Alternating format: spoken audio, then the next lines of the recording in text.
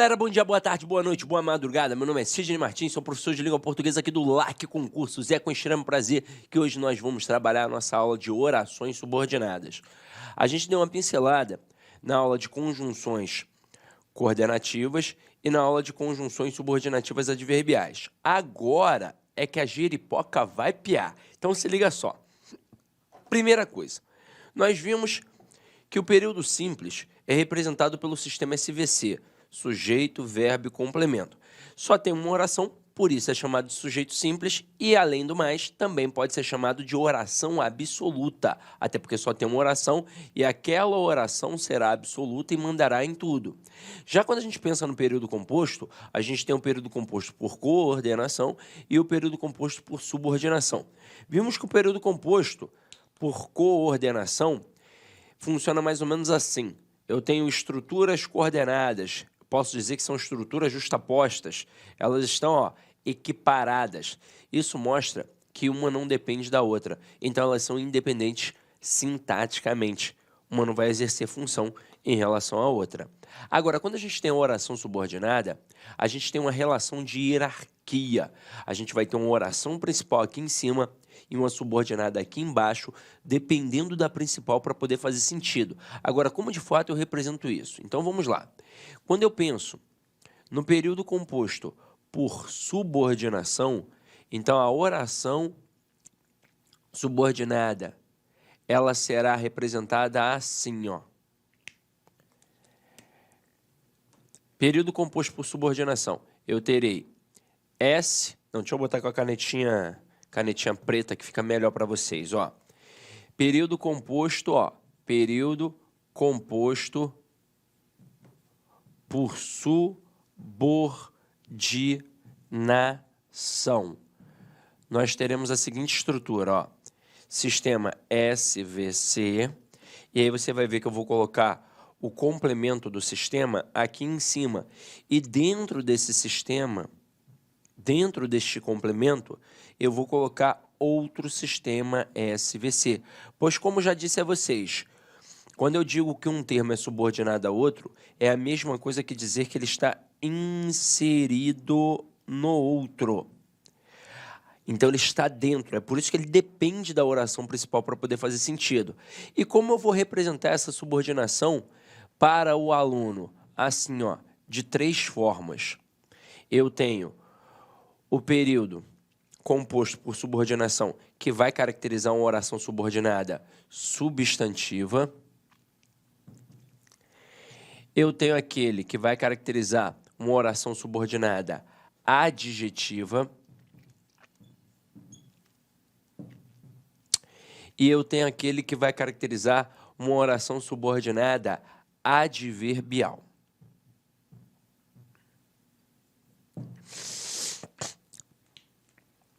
Agora, qual é a importância dessas estruturas? Vamos lá. Quando eu disse que as coordenadas não exercem função, a gente nem para pensar em função sintática, esse tipo de coisa. A gente só sabe que elas são basicamente a mesma coisa em relação à análise sintática, tanto que na hora de uma pontuação eu coloco vírgulas para separar as orações coordenadas, exatamente porque elas são elementos de mesma função. A premissa dessa vírgula aí, enumerativa, é a mesma que existe na vírgula da listinha no período simples, porque isola, separa elementos de mesma função, elementos justapostos.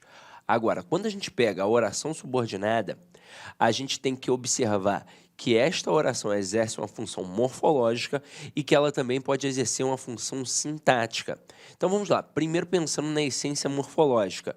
A oração subordinada substantiva, obviamente, vai exercer a função morfológica de um substantivo. A oração subordinada adjetiva, obviamente, vai exercer a função morfológica de um adjetivo. E a oração subordinada adverbial, ela vai exercer a função morfológica de um advérbio. Agora vamos para as funções sintáticas. A oração subordinada adverbial, ela sempre, não existe um adendo, não existe exceção. Ela sempre vai exercer a função sintática de adjunto adverbial. Mas é sempre. Já a oração subordinada adjetiva, ela também sempre terá a mesma função, que é a de adjunto adnominal. Agora, a substantiva, sim, essa aí tem uma porrada de função. Ela pode exercer até 6 funções a priori, ó. Ela pode exercer a função de sujeito, ela pode exercer a função de objeto direto, de objeto indireto, de complemento nominal, de aposto e de predicativo. Aí o aluno se desespera e pensa assim, caramba, essa substantiva é a mais difícil, não é? Na verdade, não. Quando a gente olha aqui e vê que são 6 funções, bate aquele desesperozinho. Eu sei. Agora, a gente parte do pressuposto que você já sabe o que é um sujeito, você já sabe o que é um objeto direto, você já sabe o que é um aposto, já sabe o que é um predicativo. Então, se você está agora estudando o período composto, é porque você já aprendeu isso no período simples. Então, se torna algo muito mais tranquilo. Aí, vamos lá. Quem é o grande camarada que pode confundir o candidato aqui nas estruturas? É o quê? É o grande camarada. Porque quando você estuda as conjunções, tanto as coordenadas quanto as subordinadas adverbiais, na hora que aparecer uma destas conjunções, você vai matar. Então, por exemplo, apareceu a conjunção e. Você sabe que ela é aditiva, você sabe que não é subordinada, então vai ser uma conjunção coordenativa aditiva. Apareceu um porém, você sabe que não é subordinada, você sabe que é uma conjunção coordenativa adversativa. Agora, apareceu um conquanto, você sabe que é subordinada adverbial, concessiva. Apareceu um malgrado, você sabe que é uma conjunção subordinativa adverbial, também concessiva. Então, caramba, qual é o cara que pode te confundir? É o quê? O que ele pode confundir porque ele simplesmente pode exercer as 3 funções aqui. Ele pode encabeçar a oração subordinada adverbial, ele pode encabeçar a oração subordinada adjetiva e ele pode encabeçar a oração subordinada substantiva. Vamos ver como é que isso funciona, ó.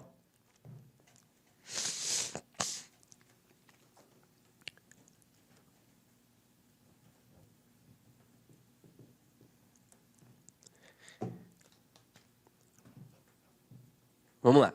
O que é o cara mais sinistro?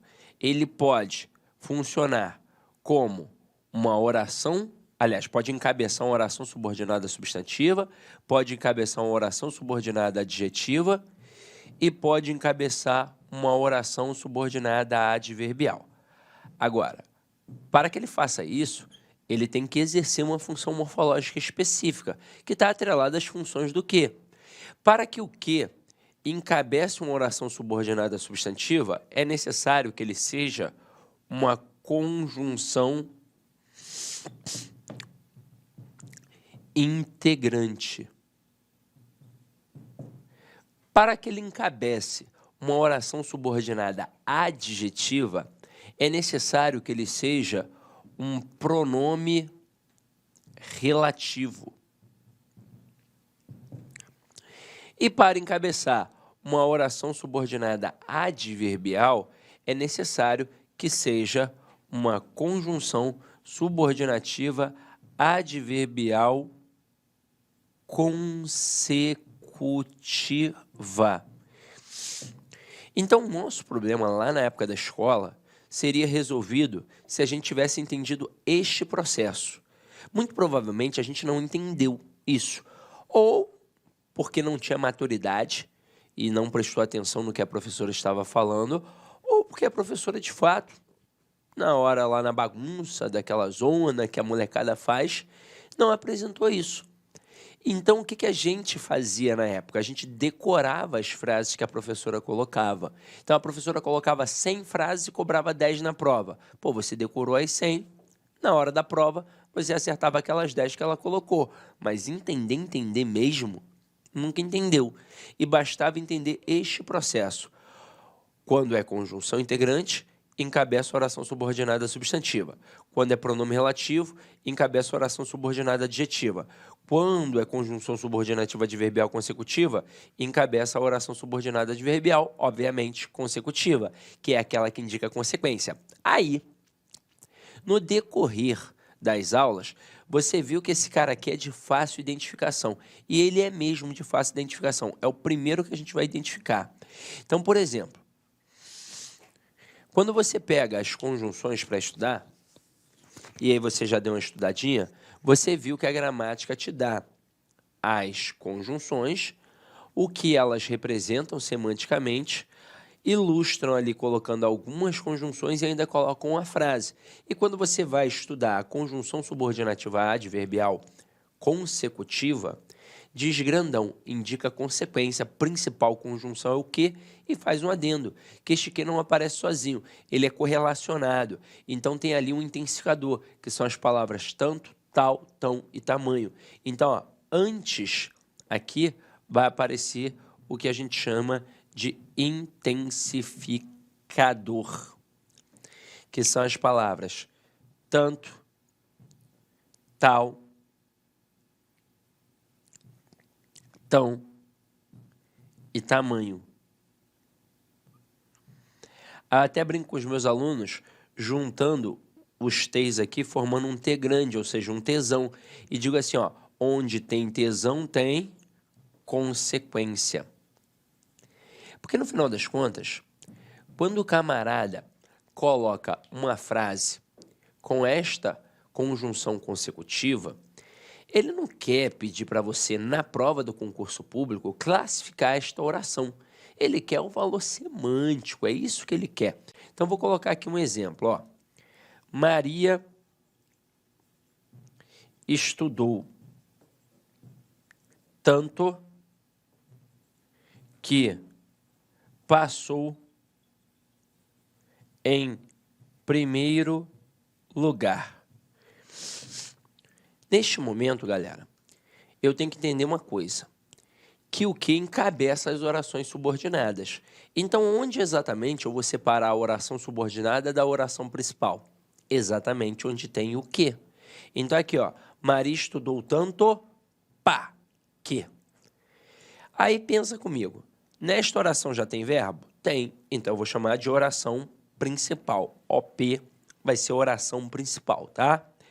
E esta aqui, encabeçada pelo que é, na verdade, que passou em primeiro lugar, ela vai ser o que a gente chama de oração subordinada, que eu, por enquanto, não sei quem é. Eu só vou saber depois que eu descobrir quem é aquele danado ali do que. Aí, agora, qual é o próximo movimento depois de separar as orações? É olhar para a oração anterior e buscar um intensificador, que são as palavras tanto, tal, tão e tamanho. Encontrei aqui? Encontrei. Encontrei o tanto. Então, tem tanto que, o que vai acontecer? Eu terei uma relação de causa e consequência.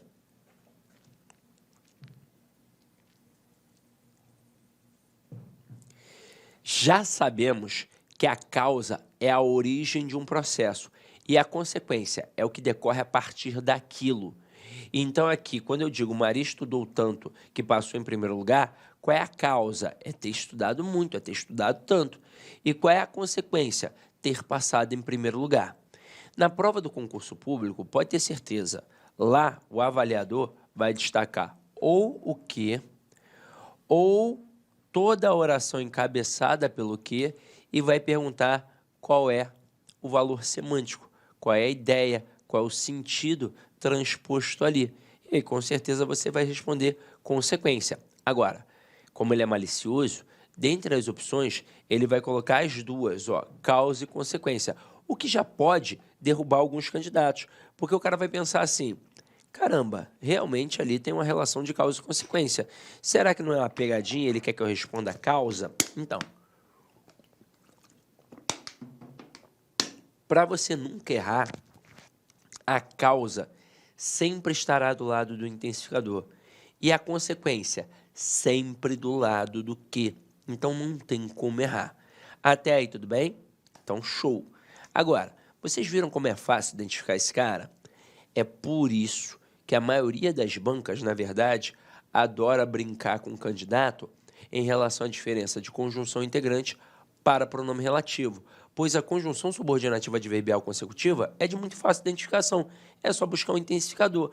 Tem um intensificador, matei que aquele que é consecutivo. Se não tiver, aí eu começo a ficar na dúvida se é conjunção integrante ou pronome relativo. E a gente vai ver isso agora, ó. Vamos lá.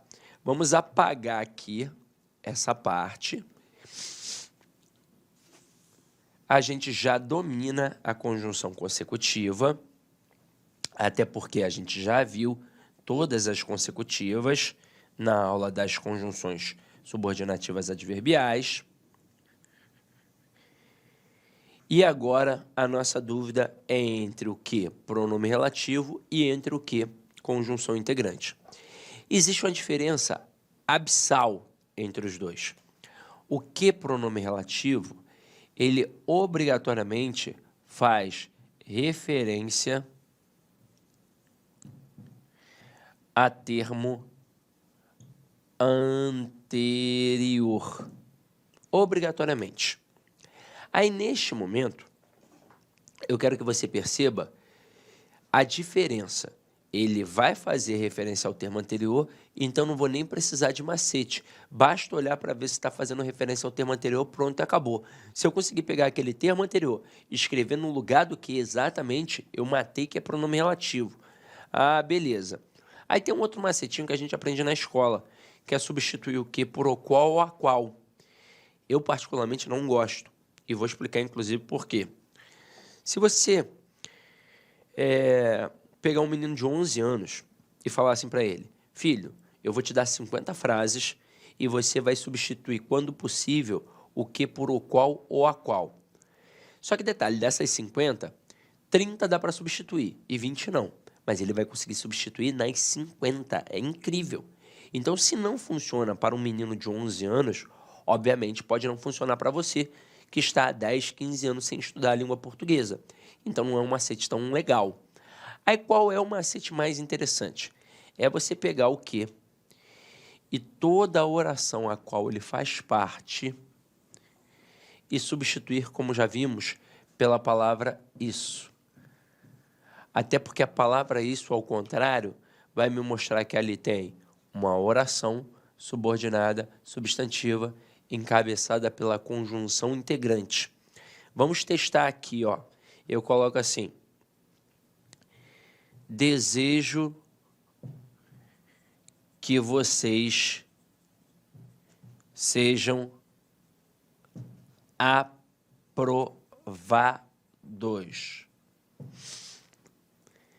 Neste momento, pensa comigo. Eu tenho aqui um que. Como é que eu vou separar a oração principal da oração subordinada? Exatamente onde tem o que. Fiz já o primeiro processo. Aí eu olho aqui, tem verbo? Tem. Então, oração principal e tudo que é encabeçado pelo que vai ser o que a gente chama de oração subordinada. Agora, se liga só. Neste momento aqui, eu vou fazer o que depois de separar as orações e definir quem é a principal e quem é a subordinada? Eu vou buscar um intensificador. Tem um intensificador aqui? As palavras tanto, tal, tão e tamanho? Não, não tem. Opa! Então já sei que aqui não é a tal consecutiva. Então já sei que aqui vai ficar entre pronome relativo ou conjunção integrante. Aí agora o que eu vou fazer? Vou tentar substituir por o qual a qual?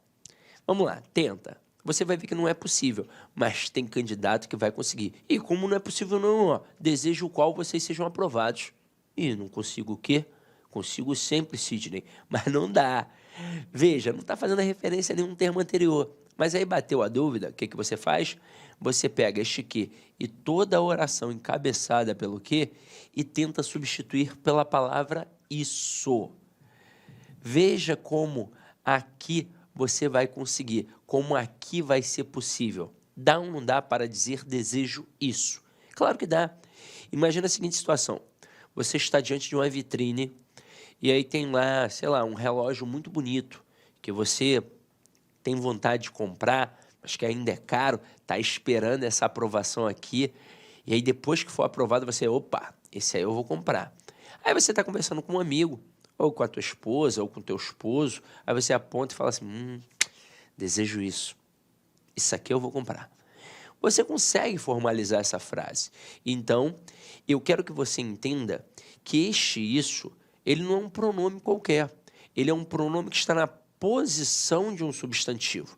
Nós estudamos isso na parte de classes gramaticais, quando a gente for estudar o pronome. E aí você viu que tem um pronome que serve para acompanhar o substantivo e tem um pronome que serve para substituir o substantivo.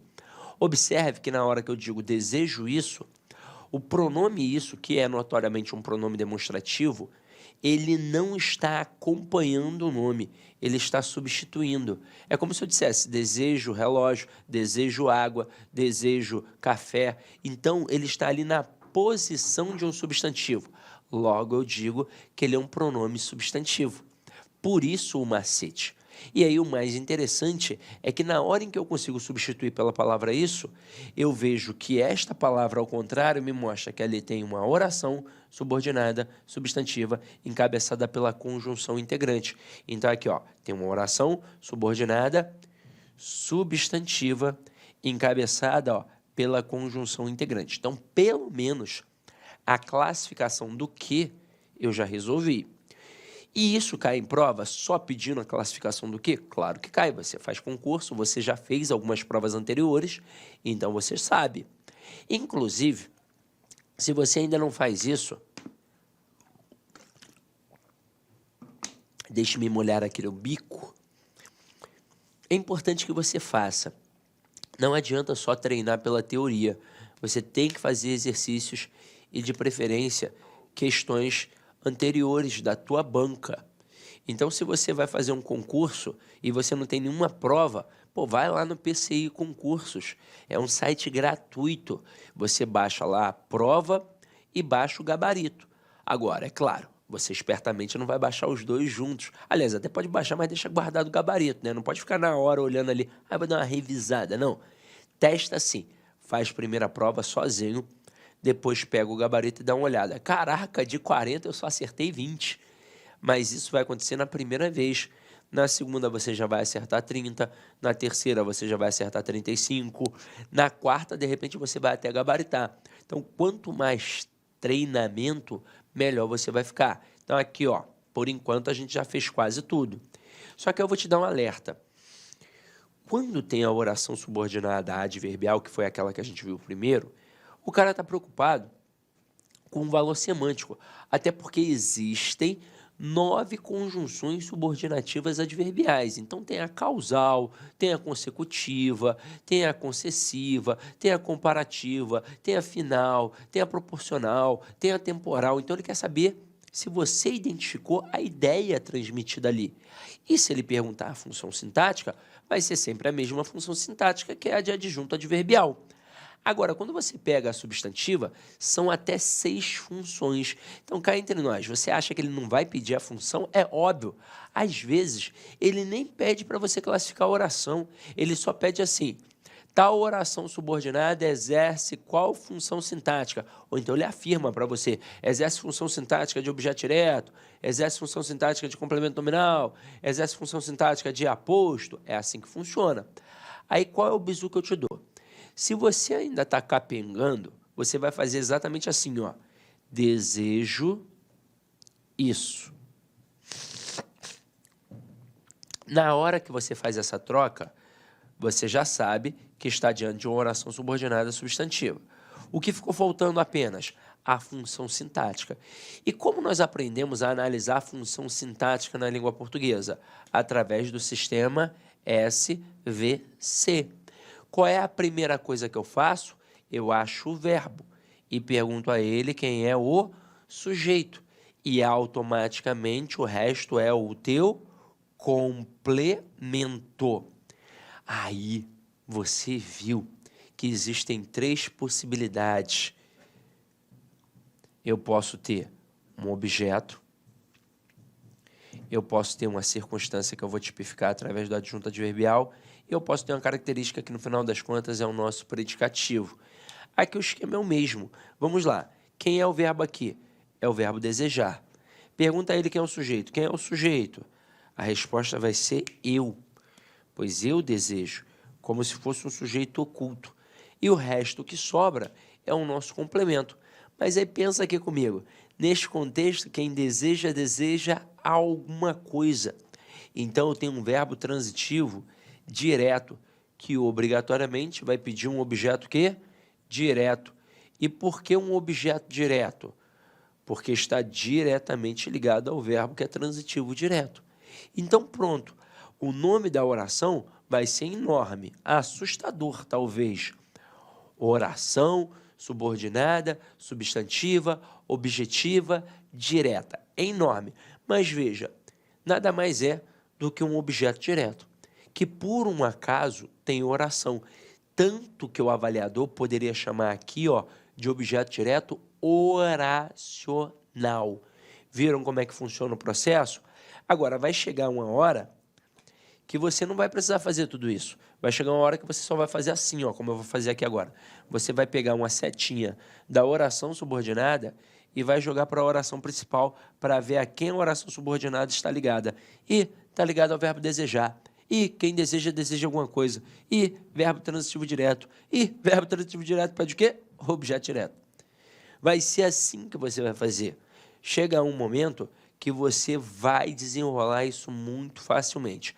Agora, para dominar as substantivas, é óbvio, tem que ter um macetinho ou outro, que daqui a pouco eu vou mostrar para vocês com toda a calma e tranquilidade. Mas agora eu quero mostrar como é que funciona o pronome relativo, tá? Então vamos lá, eu vou apagar essa parte aqui, ó.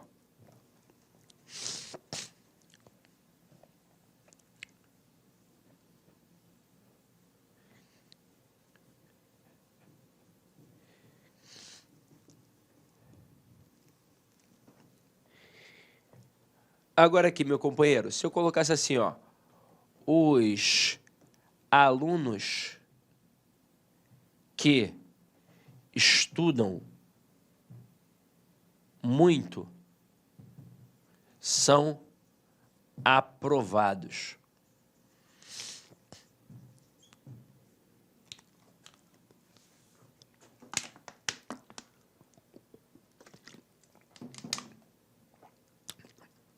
O procedimento é sempre o mesmo. O que ele encabeça a oração subordinada. Então, você parar a principal da subordinada exatamente onde tem o que, ó. Os alunos que, pá. Só que agora, olha o que aconteceu. Nessa estrutura, os alunos não tem um verbo. Então, não é uma oração. O que é aqui? Por enquanto, apenas uma estrutura nominal. Agora, o que aconteceu muito provavelmente? A oração subordinada está no meio da oração principal. E o que eu vou fazer para saber quem é o verbo da oração principal e quem é o verbo da oração subordinada? Muito fácil. O primeiro verbo que aparece depois do que, ele é o verbo da subordinada. A partir do próximo verbo, já é o verbo da oração principal. Então aqui, ó, os alunos que estudam muito, pá, são aprovados. Então aqui, a oração principal será: os alunos são aprovados. Isso tudo aqui eu vou chamar de oração principal. E que estudam muito, esta parte toda aqui, ó, eu vou chamar de oração subordinada, que eu, por enquanto, não sei quem é. Eu, por enquanto, não sei quem é. Agora, para saber qual é o próximo movimento, olhar para a oração anterior e buscar um intensificador.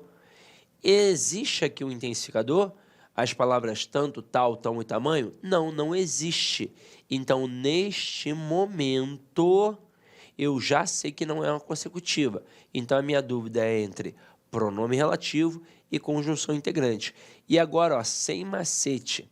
Veja, dá ou não dá para perceber que este que faz referência a um termo anterior? Diz para mim, quem é que estuda muito? Os alunos. Dá ou não dá para pegar essa estrutura, os alunos, e escrever exatamente aqui no lugar do que? Os alunos estudam muito. Dá. Então, matei que este que aqui é um pronome relativo. Logo, eu tenho aqui uma oração subordinada adjetiva. E um outro procedimento. Não tem aquele macetinho do isso? Tem um macetinho do isso, não tem?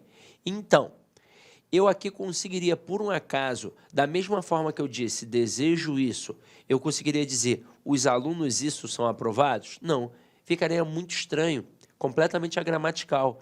Então, aqui eu já tenho certeza que é pronome relativo, já tenho certeza que é uma oração subordinada adjetiva. Neste momento, você vai entender agora a maldade do avaliador. Quando é uma oração subordinada adverbial, o camarada gosta de cobrar o quê? O valor semântico. Ele gosta de te perguntar se ali é um valor de causa, consequência, finalidade. É isso que ele vai te perguntar. Agora, quando é uma oração subordinada substantiva, ele vai querer saber o valor sintático mesmo.